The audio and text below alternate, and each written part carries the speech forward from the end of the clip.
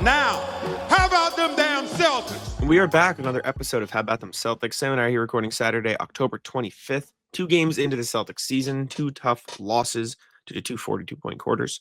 And Celtics are heading out today, as you're listening to this, in the afternoon, and on Monday to play Detroit and New Orleans for games 3 and 4. How you doing, Sam? Doing as good as you can be after an 0-2 start. Fair amount of optimism in the Celtics community, I feel like. So we'll talk about a little bit of that, which has been largely driven by Hugo's performance in New York. That'll be really fun to talk about. Will not be fun to talk about. People in the Celtics community are just hating on Jaylen per usual for, I don't know, just weird stuff. And then we'll go through your emails. We'll go around the NBA for the first time this year, look at the standings, look at week one, talk about how things have panned out for many of these teams so far. And then we'll talk about the FBI's investigation into the gambling in the NBA. And then we'll do the right listen. We'll get out of here. Make sure you guys leave a like, comment, subscribe. We are here every single day with new content. Full pods drop Tuesday, Thursday, Sunday. Game recaps one after each game. And other videos are here in between to keep you up to date with all things Celtics. And we are streaming pregame live on the channel for a half hour before each game. You don't want to miss it. It's going to be a lot of fun. We have Wayne Spooney on with us today for the Pistons game. Pregame will be at 3 p.m. Eastern. Come hang out. Should be a lot of fun. But yeah, Hugo, star of the show after one NBA appearance, and deservedly so. Yeah, I mean, after everything that went down in the Celtics next game, obviously tough loss, rough second quarter that sort of, was the reason for it all. Hugo Gonzalez was awesome. Like, if there was anything positive to take away from the game, we talked about it a little bit in the game recap, but just to look at it even more, I don't really see a reason for him not getting on the court anymore, right? Obviously, things can change in a heartbeat. Like, if he has a really bad game, if he has a rough stretch where he's, making stupid decisions and not doing the right things, then yes, you adjust. Based on what we saw against the Knicks, that doesn't seem to be his MO, right? Until he messes up again, he should get a chance to touch the floor in every single basketball game the Celtics play. He was that impactful to winning. And I don't think it's just he's a very talented player, and he is a very talented player, but he also fits perfectly with the way the Celtics want to play this year. This new, run around pressing defense with taking risks and, full court, defense, the offense where you're running ground, backdoor cuts, offensive rebounding, the intensity, the high energy, the fast pace. He just sort of fits in perfectly with everything they want to do. And he just looked like he understood how to win against the Knicks on Friday night. So he should just be playing every single night now, which is not something I expected going into the year. Yeah, I don't think any of us expected it. That's the big pleasant surprise part of all of this, and I think it just shows you how important expectations can be when it comes to covering or supporting a basketball team like this, because after Summer League, we're all like, all right, he's gonna spend some time in Maine and then we'll see. He felt like just about every other Celtics draft pick over the last several years. Was nothing really special out of Summer League, didn't feel overwhelmingly great about him. Then the preseason rolls around, he gets in that first game in Memphis, and we're all like, whoa, he had 3 steals, had a sick dunk in transition, had a really big block, did a lot of things we didn't expect to see him do against somewhat NBA talent. We can't sit here and pretend like the Grizzlies were rolling out all their best guys, but then to see him continue to do it when he got in during the preseason and then ultimately in New York in this second game of the season on a big stage against one of the better teams in the NBA is whoa. Not only did Ugo get in the game and hold his own, but he turned the tide for Boston as much as you can turn the tide for a team that was getting shit pumped and still have them lose the game by double digits. But the Celtics looked like a completely different team in the second half, and it felt like he was the leader in that. Maybe he wasn't. I know Chris Boucher deserves a lot of credit in that. We talked about it on the post-game pod from Friday, but Ugo just picking guys up at half court at 19 and busting his ass to do everything he can to make things difficult on the Knicks was super duper impressive. Everybody had good things to say about it. Blake Griffin raved about him on the post game on Prime. First ever post game on Prime was the Ugo show, despite the Celtics losing. So I think he's done a good job of taking good first steps in the NBA.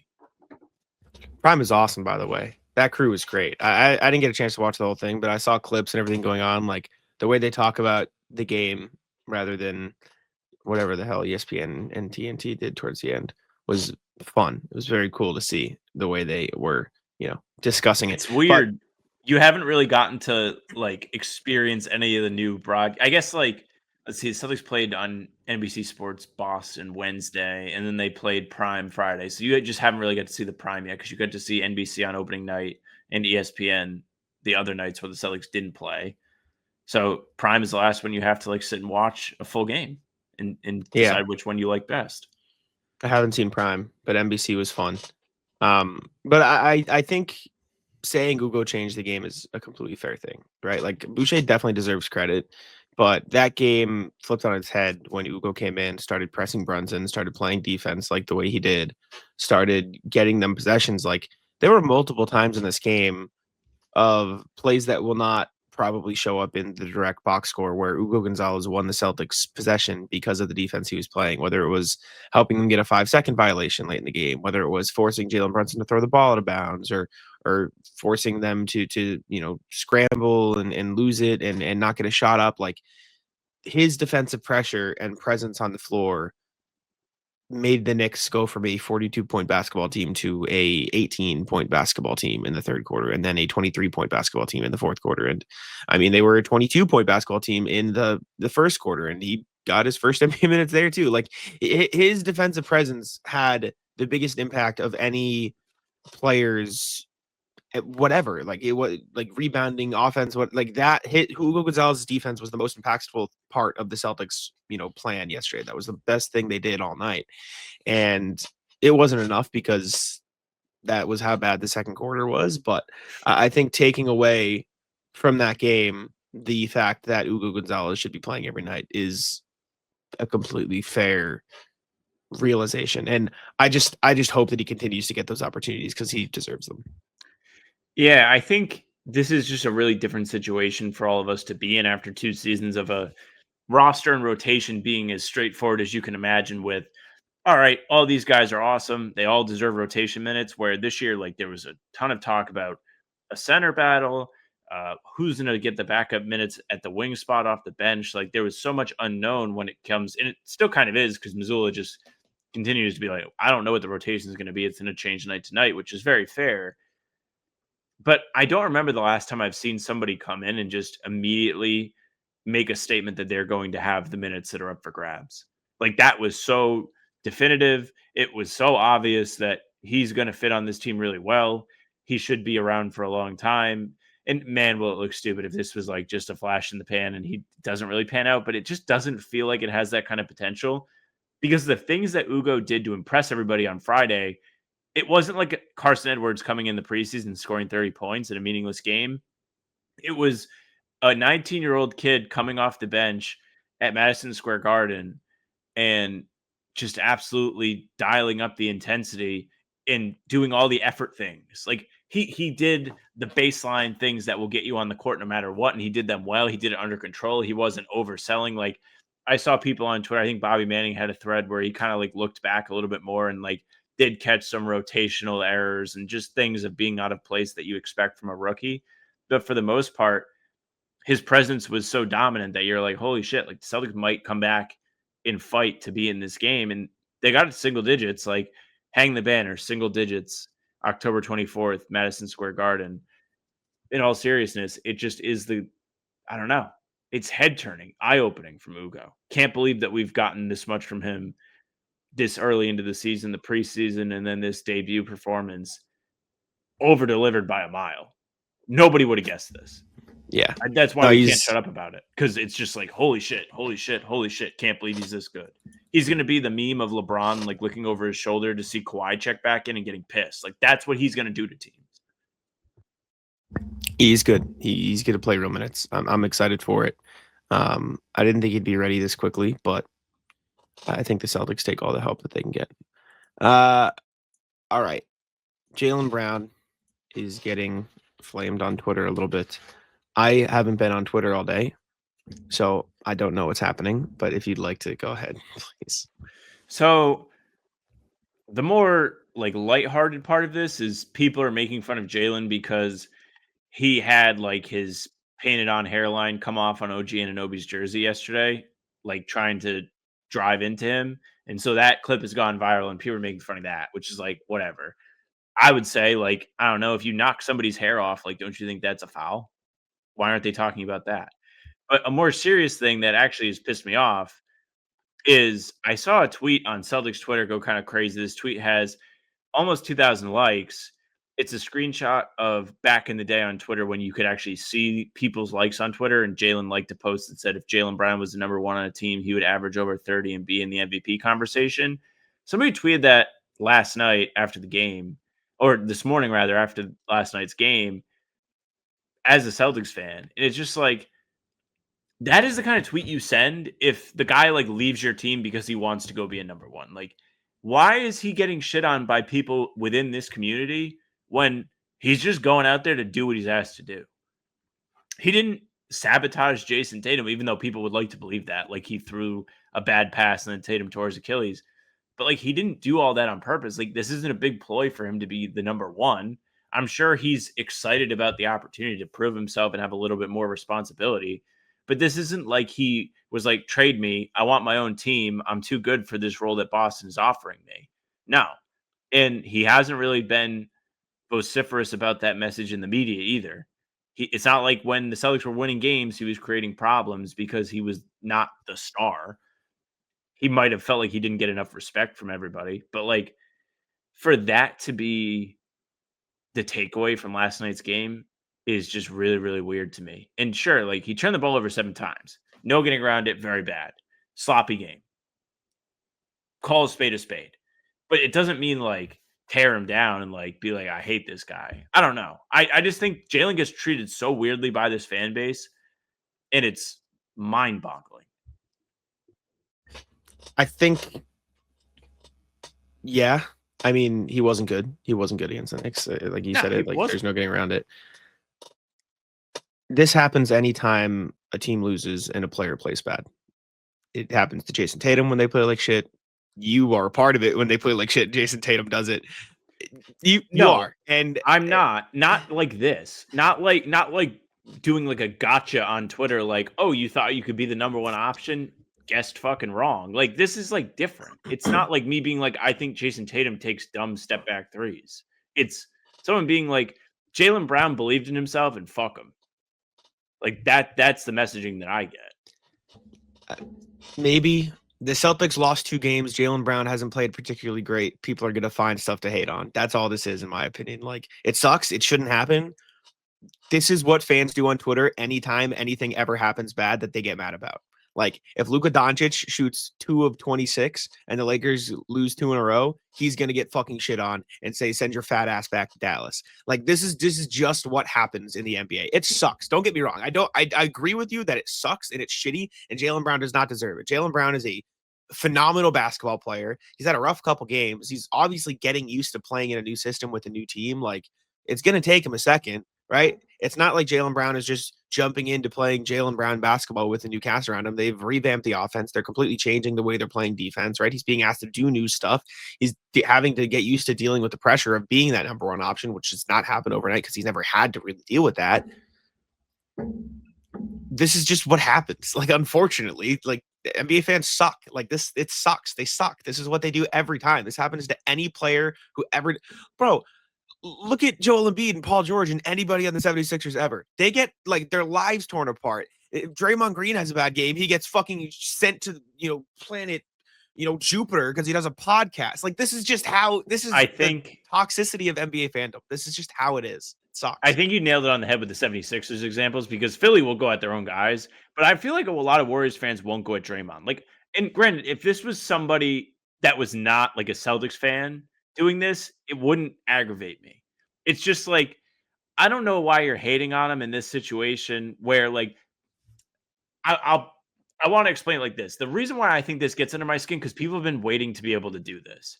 People have been waiting to be like, see, like, Jaylen isn't good.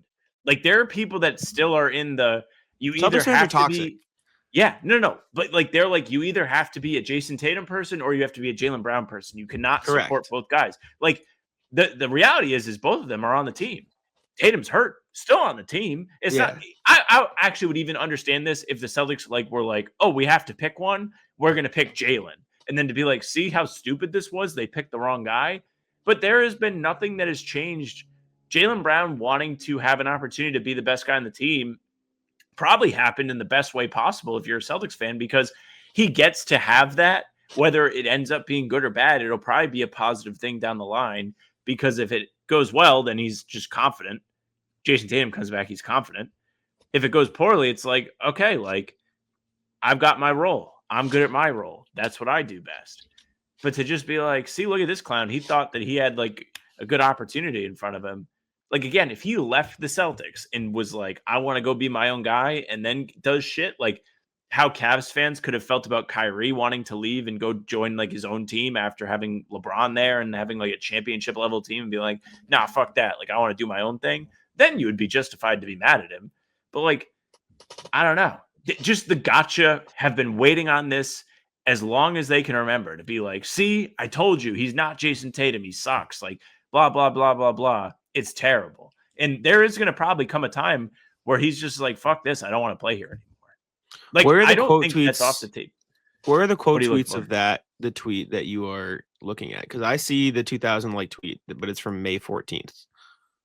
I'll put it in the private chat right now. Okay. I quote tweeted it today if you needed to find it, but it's right here. Okay. It is from Euroharden on Twitter. It was a quote tweet of, now I can't find my damn cursor. It was a quote tweet of him just tweeting out FCHWPO yesterday in the morning. And then the person quote tweeted. Yeah. Oh no, they quote tweeted this before the game. This guy. Yeah. This guy's not. This guy's not a Celtics fan. He's not. He is his name. Well, first of all, his name's Euroharden. Second of all, if you look at his timeline, every single tweet is fuck Jaylen Brown. This isn't a Celtics fan. This is I hate Jaylen Brown account. But this is still somebody that is watching all the Celtics games. This person is probably a Celtics fan that just hates Jaylen Brown. Probably. But Celtics fans are toxic, man. I don't know. I'm not saying this is acceptable behavior. I'm just this happens all the time. Look at Kristaps in the playoffs last year. Shit on. Everyone fucking hates him. Look at Marcus Smart the entire time he spent time in Boston. The Marcus Smart thing is another great point. It's less about the actual shitting on the person. It's the waiting for the opportunity to shit on the person. The Kristaps, people getting mad at Kristaps was very much reactionary. It wasn't we hate this dude and want him to do bad, even though he's on our team. This account being a Jaylen hate account, to your point, it is exactly what I'm talking about. How are you a fan of this team and you hate a guy that won Finals MVP on this team?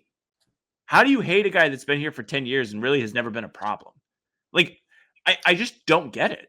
And he seems to want to make the city a better place too. He's just a Tatum fan. He's not a Celtics fan. I don't think we can put them in the same category anymore. He's a Tatum fan. He doesn't like the Celtics. He likes Jason Tatum. You look at every tweet. It is Derek White and Peyton Pritchard's threes without Jason Tatum, and it's a nuclear bomb. He doesn't actually root for the Celtics. He just why do Jason people Tatum. Watch the sport like this? I don't know, man. And this is a whole other thing. People that are just fans of players ruin the sport.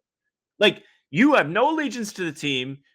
You're just dick riding the player, and then you hate all the people on their team. The LeBron people are the same way. They love a chance to blame the other people, just like LeBron does, by the way. But they love a chance to just jump team to team and not have any real, essentially by being a player fan, you always kind of guarantee the team you support is going to be good if you're cheering for a superstar, because that team will probably be pretty good if the superstar's on there. You don't really deal with the hardships of a losing season or a bad team. This is a rare situation where that person is probably rooting for the Celtics because Tatum's on the team, but Tatum isn't playing, so they get to root against the team to be look how good our guy is, because they can't win without him. This is just a strange, weird fanboy culture that we have in the NBA, and it's actually fucking horrible.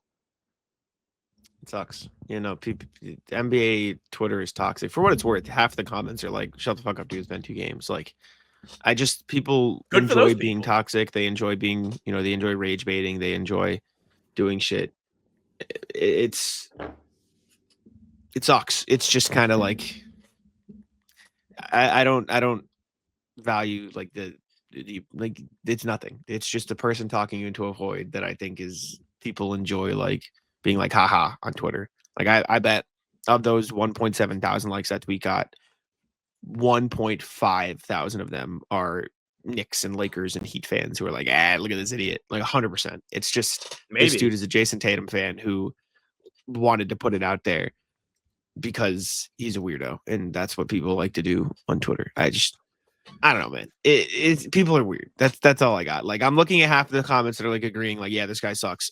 Spurs fan. I've got a Spurs fans, by the way, who got? like are sitting there like, what if we trade for Jaylen Brown? Like that's like a real thing that Spurs fans have to sit and think about. I have like, another one. Number one, Jaylen Brown hater. Another one. Like I have like it's just these aren't real people. He's a Warriors fan here. Like this isn't real. Like this means nothing. It's just unfortunately how NBA Twitter is, and whatever. I don't think it matters. I think Jaylen understands this isn't the actual take of the fan base. I think most Celtics fans understand that this is just nonsense as well. I bet most Celtics fans have people like this blocked because his name is Brad Stevens is a fraud. Like this is not a Celtics fan. Like this is a fake human being. This isn't a real guy. It's AI. Why do people watch sports like this? Like I like to hate as much as anybody. Like don't get me wrong. Like I love to like make fun of things, make fun of players. Like the guys I don't like, I'm always gonna root against them. Hate watch is a tremendously beautiful thing. But like if your focus is the Celtics, like I don't understand how you can hate parts of the team like with a passion. And I've never understood this. Even like beyond this. Maybe this is just a bad podcast segment. Bro, now, October 14th, 10 minutes talking about it. October 14th, this guy tweeted the Celtics schedule 0-7 and has check. This isn't a real fan. Like this isn't a real dude. He's not a real person. Well, there are fans this year that are going to be rooting for them to lose too. Sure. I will also say the irony of you going hate watch is a beautiful thing and then hating on this is a little crazy. Like a little crazy. Hate watching teams you don't like is a good thing. He doesn't like Jaylen Brown. That's weird. He's on your team. That doesn't matter. Like it's there are moments when we do this show that I just can't get there. Like the math in my head, you can see the cogs trying to turn, and I just can never get across the finish line. Can't comprehend. People would probably think it's weird that you hate like random players too. It's like I don't disagree with you. Him being a Jason Tatum fan and rooting for the Celtics, like he's not actually rooting for the Celtics. He's rooting for very niche things that he likes. But like he hates Jaylen Brown the same way you hate the Lakers. It doesn't have to make sense. It's just they're watching for the same things. It doesn't, but they're watching for the same things and reacting the same way and putting the same bullshit out there because of it. Oh man. Like if LeBron James had those games and his hairline rubbed off, you would retweet it. 1,000%. Oh, this isn't even about the hairline thing. If you think that's funny, you think it's funny. I know, but the hairline thing was funny. I'm just saying, like, his hate just doesn't make sense to you. But you have the same hate in your heart for other things. but like those people have like wronged me in some way. Like LeBron James has beaten the Celtics for years. He's ruined my springs for years. Luka is a fat slob that complains to the officials all the time. Cat has a celebration, 5 celebrations every time he makes a shot. And this guy believes Jaylen Brown is the reason Jason Tatum hasn't won more championships. It's stupid. It's objectively That doesn't make any sense. Correct. But all those things I said make sense. Like it's like A plus B equals C. It's so obvious. There's not like exponents and the square root symbols. But they make sense to you. They could not make sense to somebody else. To this guy and his little pea brain, this makes sense. If you guys are still here, put in the comments like what you make of this. And this isn't like a Jack's right, Sam's right thing. I just am curious like what other people think of this because I'm not saying you're wrong. I'm stupid. I'm not saying you're wrong. This guy's a moron. Like I'm not trying to argue that this guy makes sense. He's a fucking idiot. But I also hate watching different things than you. I want to add that like there's nothing wrong with like liking certain players in the NBA, but that should like I like KD. I think KD's awesome. And I think the way he plays basketball is really fun. Right? But like I'm not like KD over everything. If KD wins, fuck everything else. Fuck Steph Curry because people don't give KD enough credit, like that kind of thing. That's weird. Like the people that stand players are so weird. The weirdest of the weird. I don't know, man. That's all I got. Before you continue, I need to tell you guys about PrizePicks. PrizePicks is the best place to get real money sports action this basketball season. I'm still stuck on the Red Sox. You got a which couple weeks left. Didn't end very well. Yeah, it's true. Week It's or true. two. Shout out to Blue Jays. But no, this football and basketball season, they are both here. This episode is brought to you by PrizePicks. You and I make decisions every day, but on PrizePicks, being where I can get you paid. Don't miss any of the excitement this football season on PrizePicks, where it's good to be right. PrizePicks only after the offer stacks. You can pick the same player up to 3 times in the same lineups if you want them more on Drake May passing yards, rushing yards, and touchdowns. You can do it all in the same lineup. Same night of the PrizePicks on the pregame shows for the Celtics. Download the PrizePicks app today and use code CLNS to get $50 in lineups after you play your first $5 lineup. That's code CLNS to get $50 in lineups after you play your first $5 lineup. PrizePicks. It's good to be right. Okay. NBA standings check-in. First of the season. Let's go take a look at how the rest of the league is doing. Let me pull it up. Okay, here we go. I've actually gotten to watch a good amount of games this week. Like, I'm proud of myself. I've been watching all the national broadcasts. I know you haven't really as much because you've been bouncing around, traveling, working the games. So this will be a fun. I feel like I do this every year too. I'm like so pumped the league's back. I'm like, I'll watch every game. And like I watched some games. I've watched games that I've had the time to sit down and watch, but mostly those are like the late night national games. But okay, here we go. Knicks, Bucks, both 2-0. Bulls are 1-0. Hornets are 1-0. Sixers are 1-0. This is just, I mean, as we all predicted. Pacers, Nets, and Celtics are 0-2. These aren't like this NBA standings check-in isn't really for how good teams are just yet. It's more just talk about things if we want to talk about things. But here's a look at things. Spurs, Thunder are still 2-0, and then Nuggets, Rockets, Pelicans, Mavs haven't won a game yet, but the Nuggets have only played one. So, is there anywhere you wanted to start or go to? Yeah, we can talk a little bit about let's talk about all the winless teams. Okay, we'll do the email after this. I mixed up the order completely. I forgot about the email myself. My bad. Whatever. Fine. Go ahead. We'll get to it. Let's talk about the winless teams. So right now, the Pacers, as we're recording this, the Pacers, Celtics, Nets all have 0 wins in the East. The Mavericks, Pelicans, and I think there's one more West team. Denver doesn't have any wins either. Of those teams, Jack, who's the most surprising? Is it Denver? Is it Boston? Is it New Orleans? I thought New Orleans would be Memphis on opening night, so that's kind of surprising to me. But this just kind of shows you how volatile the first week of games can be, especially if you play against good teams. Like Denver's played against Golden State only, or do they play a second game? I think they've only played Golden State. Denver's only played one game. Houston 0-2. They lost to the Pistons after losing to OKC on opening night. I mean, maybe that one.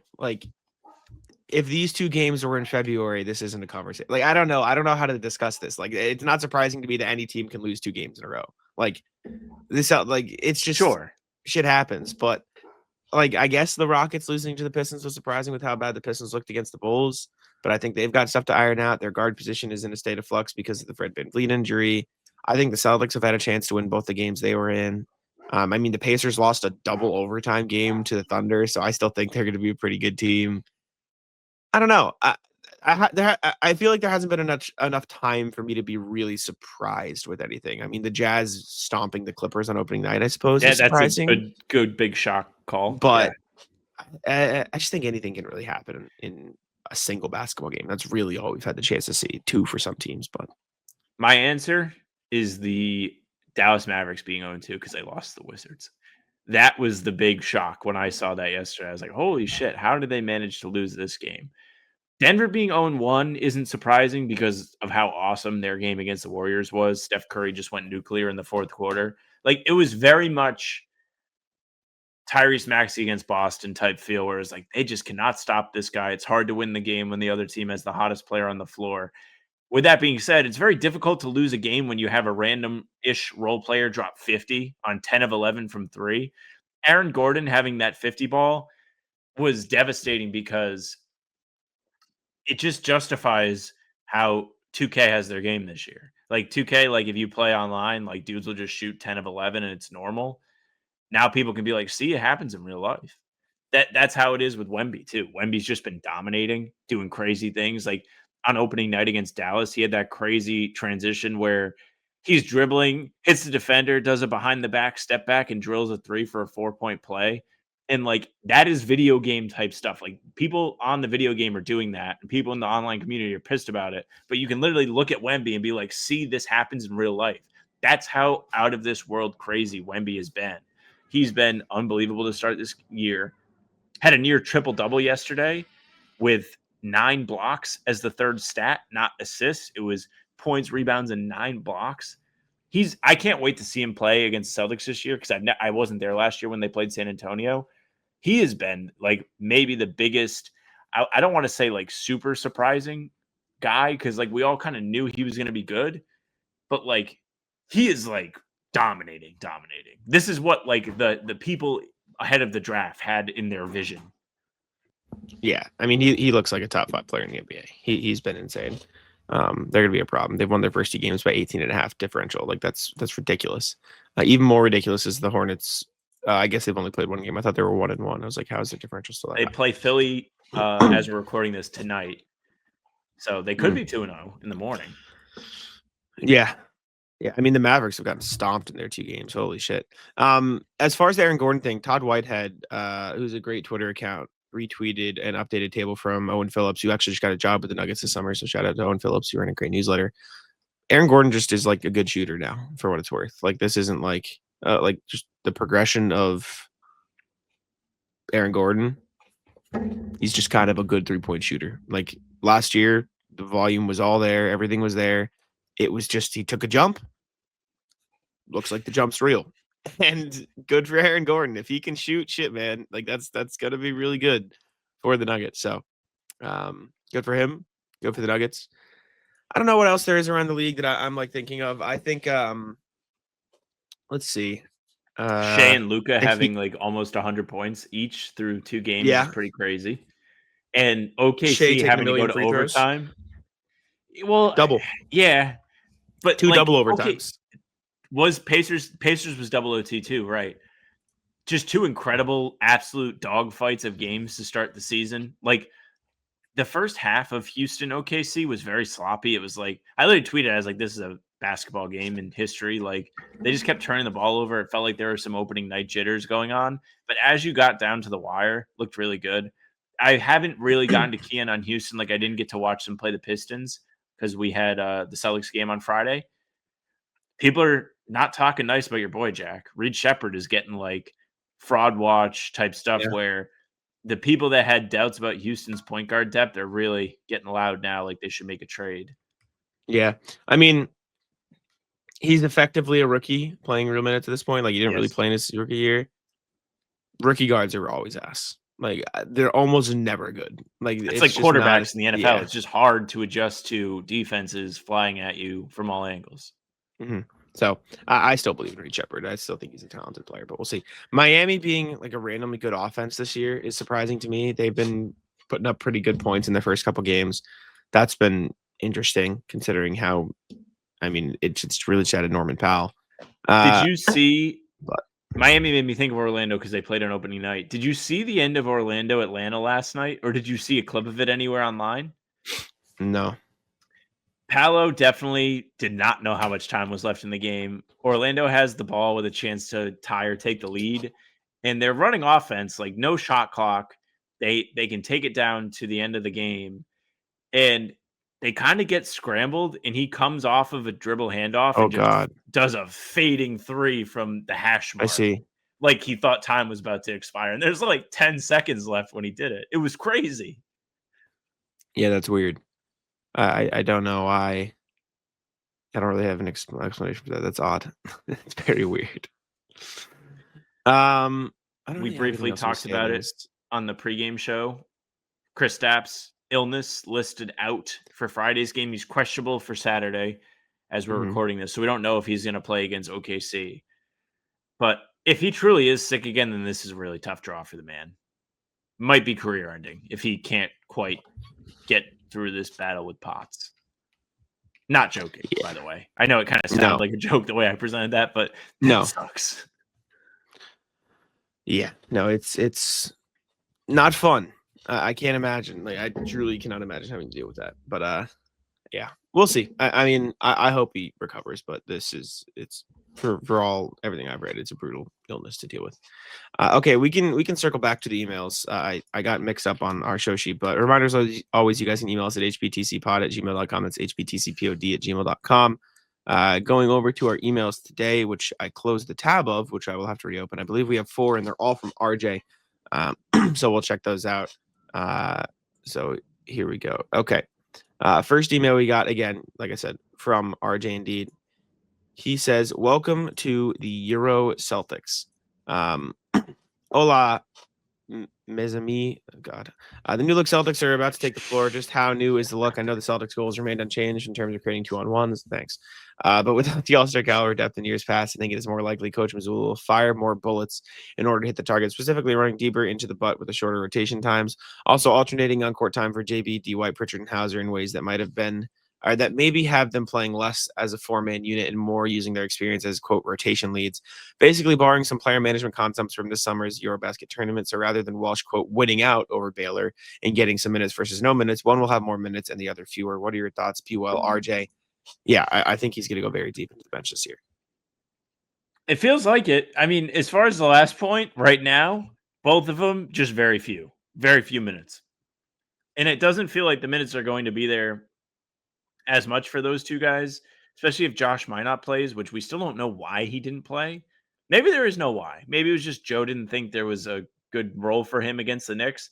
But it was a strange omission with how pretty consistently impactful he's been. Wasn't like overly impactful against Philly, but like he wasn't negatively hurting the Celtics in that game either. For him not to play against the Knicks, I thought was a little strange. But I do anticipate like the Celtics are just going to play just about everybody.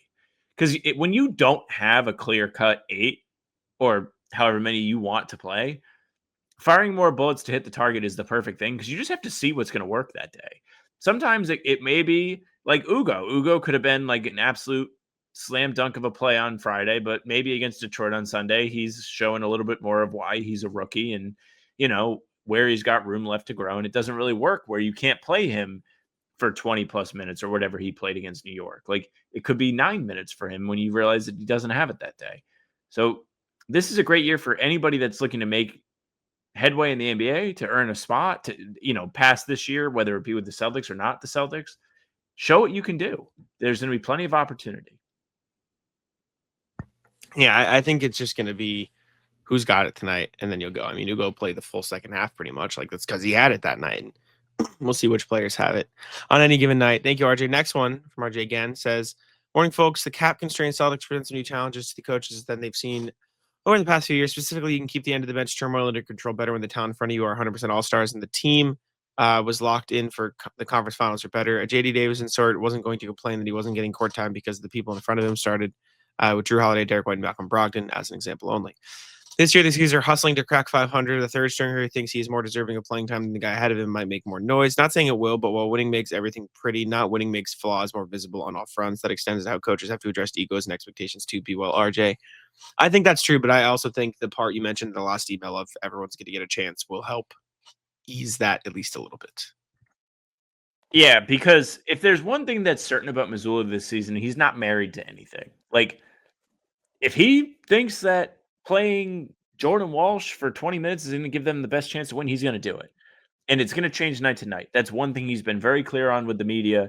He's been like, look, don't read into this rotation. We don't know what it's going to look like. It's going to change a lot this year. And I'm sure the messaging has been very similar to the players.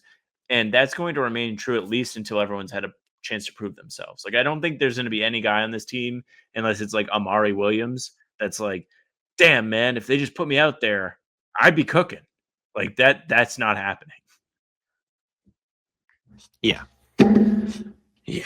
Okay. Next email. RJ says, "Play the game in front of you. Morning, folks. An exciting winnable game last night that presented that." This is after opening night. "That presented in a lot of ways came down to a tale of 2 fifth fouls. Tyrese Maxey picked up his fifth foul 40 seconds into the fourth quarter, and Amish picked up his fifth foul 2:45 left in the game. He fouled out a minute later trying to defend Maxey on a drive to the basket. Maxey played all 12 minutes of the fourth.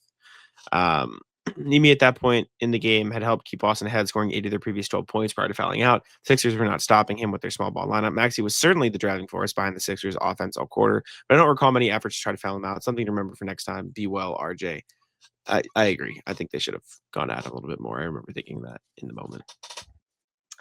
Yeah, it was like just a weird situation. I do think there are times where teams will overcommit to that though, and it really hurts them. It might have been worth a shot, especially when that guy's the hottest scorer on the floor and you have no answer for him defensively. Having him have to sit on the bench because he has 6 fouls would be a great counter to Tyrese Maxey having a hot hand. Agree. Last email.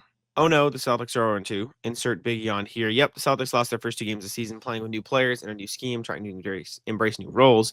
It takes time. Nimi had a good game against Sixers. Ugo brought the energy on defense against the Knicks. C's are still trying to find their 3-point legs. To everyone who wants to panic and think that this portends to a tank job, I'll just mention the last time the Celtics started 0-2, including the loss to the Knicks, was under similar circumstances in 2001. And that squad wound up in the finals. Take a deep breath, everyone. It's a long season. Be well and stay calm too, RJ. Who I think that's supposed to be 2021, I assume. Yes, it is. First EMA year. Be well and stay calm too, RJ, who in a world of instant reactions on social media remains the morning newspaper. Yeah, I think I said this on the show. I wrote about it. The Celtics are fine. I think they're going to be still a good basketball team this year.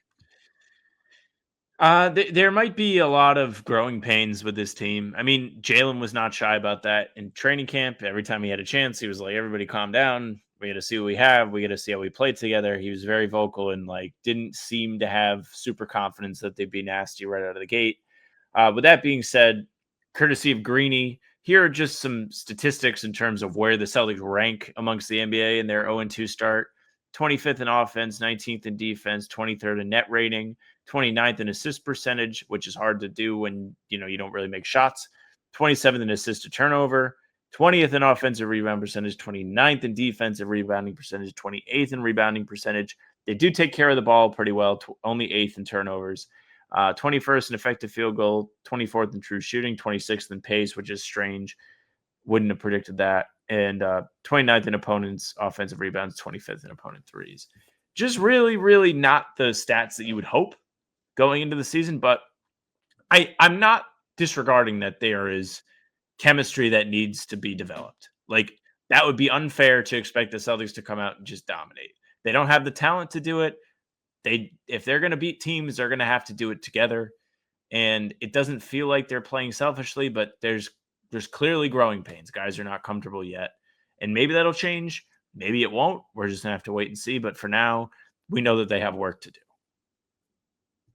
Yeah, the stats, I don't think you can read stats after 2 games. Like, those suck, yeah, but they I mean, there's a reason they lost. There's a reason the 2 quarters sucked. Like, the Wizards probably have pretty good stats after 2 games because they won one of them. Like, I'll give it 10 games. That's what I said when I was talking to people at the game. Like, I'm gonna give it 10 games, and then I'll start making some like, okay, this is where I think they're gonna be. This is what I think is gonna happen. Like, I'll give a little bit of a sample size to base it on. But you let me know. I'll order some like $3 army helmets from Amazon. We can wear them on the show.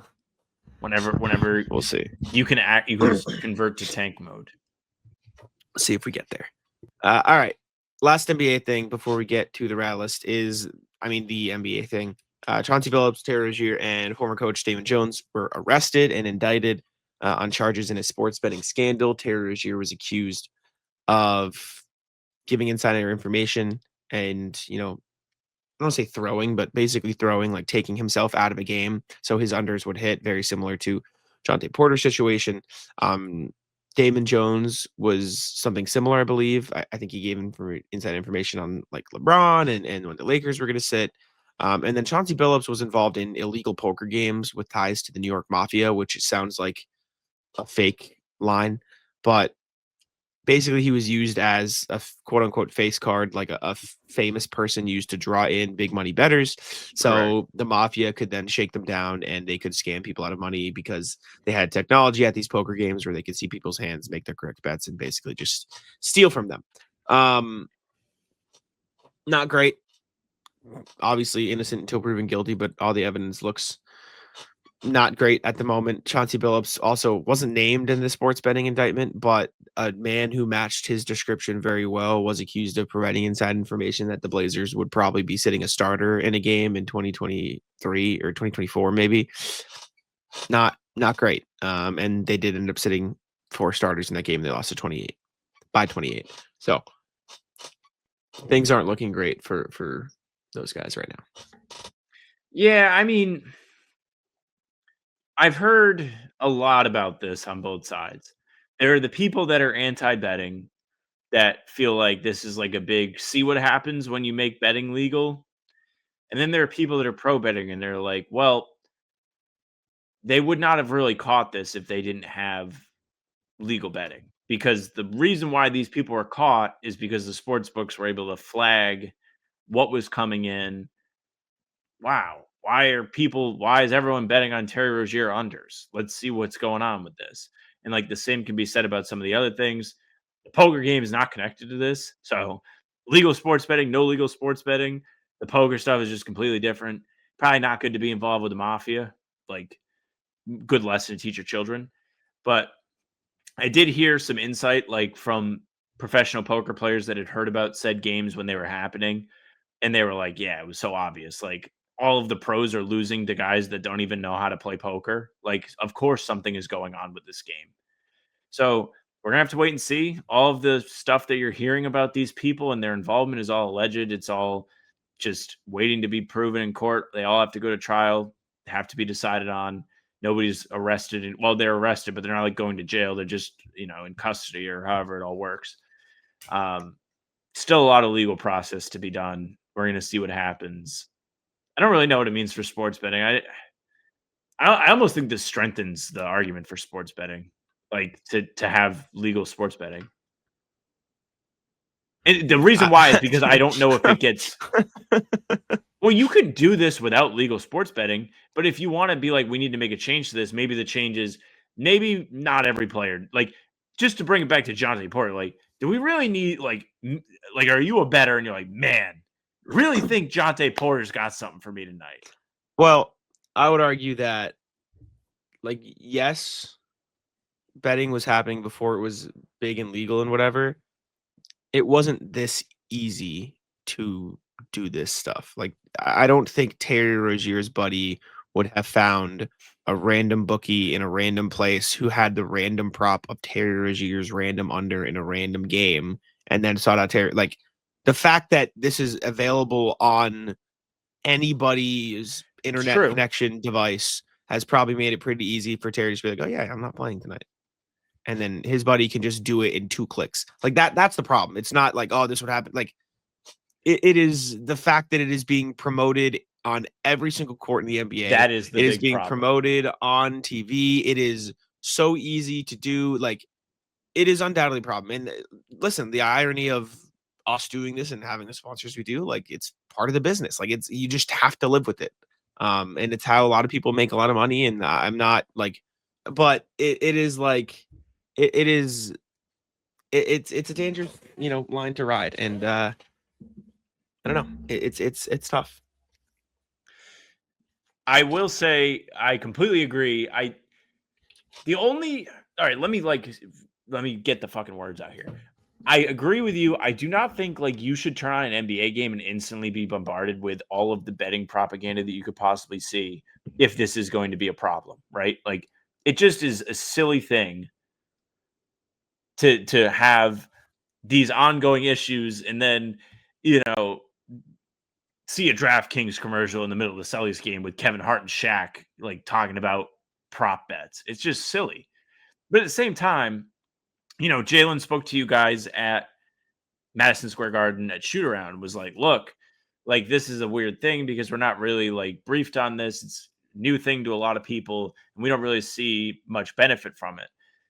The inverse to that is the only way the players can really benefit from this is for the league to get paid by partnering with these betting companies. So there's extra money coming into the league from it. That's the only reason why it's like the players do benefit from it. Like yes. that was a little bit of a backwards thing. Like they objectively do. The player contracts are going up because the league is making more money. And a big part of that is that they're getting paid by sports. And like I don't think, it's annoying as shit that you have Joey Moneyline sitting courtside screaming that Jaylen's not going to hit his over for points at him. Like that is annoying too. And I completely respect that.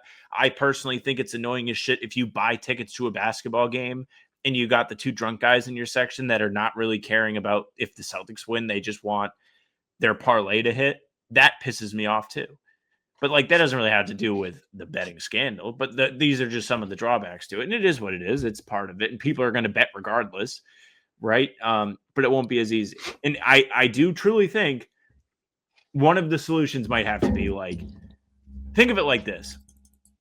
Somebody that is like one of the NBA stars, let's say Steph Curry. Steph Curry is making so much money from his NBA contract and other endorsements that he has no reason to fuck around and be like, hey, let's make some extra money by betting my unders.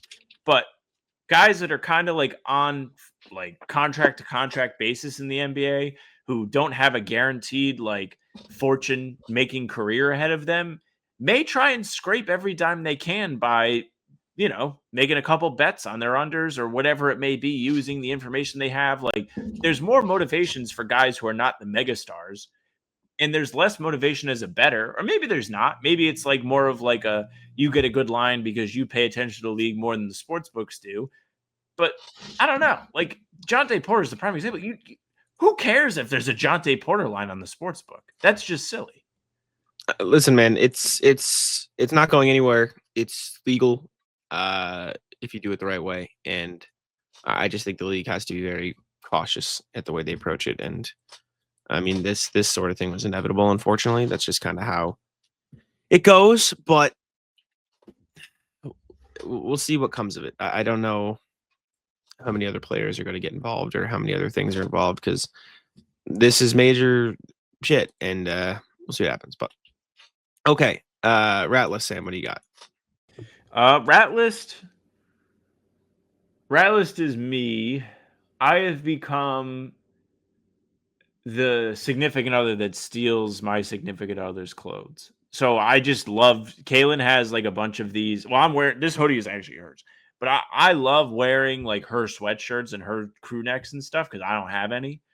And she's been gone for a month doing an away, like essentially studying like away for school. She's coming back tomorrow. I'm going to have to start giving the clothes back. I'm a little nervous. My wardrobe is going to be far less impressive than it's been for the past. October was a great month for Sam's fashion. I don't know about November. Anti-Ratless, shout out Brentford, currently winning. Sorry, but I know I haven't been. I've been watching college football today, but I've been following along on Twitter, and people are pissed. Liverpool's had a tough couple weeks here. Yeah, Brentford's currently trying to time waste a little bit so they can get a win, which fuck yeah, please God, don't let this slip away. But yeah, it looks like they could pull out a win against Liverpool here, and that'd be phenomenal. Didn't they beat them last year too? I'm almost positive they did. Same game away at Brentford, they lost. Yeah, I think Brentford is like always due for a couple bullshit wins, or not bullshit wins, but like underdog wins, which is fun. But you could say that's what's happened to the Celtics this year. We should spin it that way. You're just due for a couple bullshit losses every season. They just got them out of the way. Yeah, we'll see. I don't really have much else. Ratless the bus. I mean, obviously, I took the bus home from New York. I want to hear about the Friday morning. There's nothing to hear about the trip. I slept. I tried to sleep on an uncomfortable bus. Though?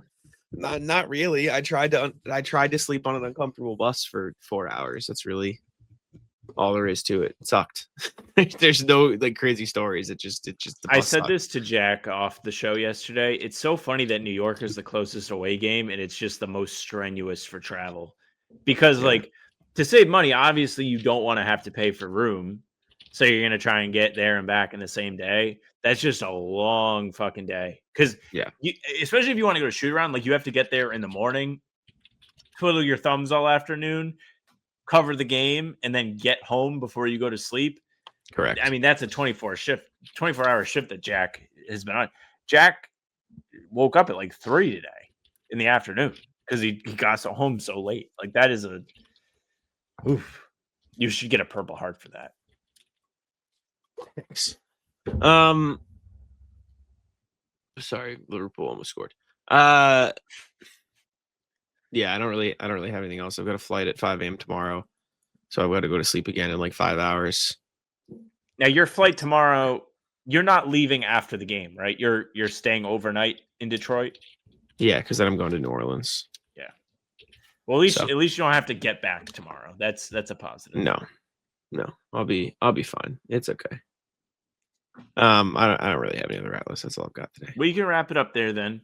Good show today. First real show of the NBA season is out of the way because we weren't really able to record on Wednesday with it being opening night. But thank you very much for listening and watching. Make sure you leave a like, comment, subscribe. We are here every single day with new content. Full pods drop Tuesday, Thursday, Sunday. Game recaps are up the morning after each game. And other videos are here in between to keep you up to date with all things Celtics. Again, pregame live is back before every game for a half hour, bringing in guests every time. First, the floor is Wayne Spooney will be on with us for the Pistons game later today. So come hang out for that. They're always a ton of fun. We had Greeny on Friday. We've had some great guests throughout the preseason up until, now in the regular season. It's been a lot of fun.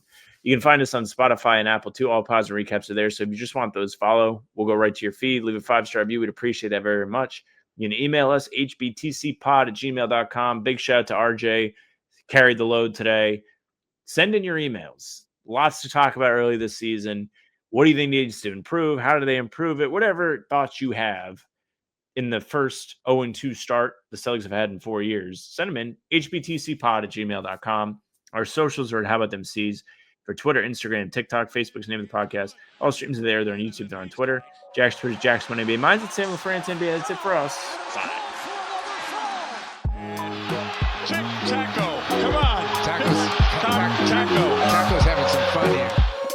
That is bogus. These guys are ridiculous.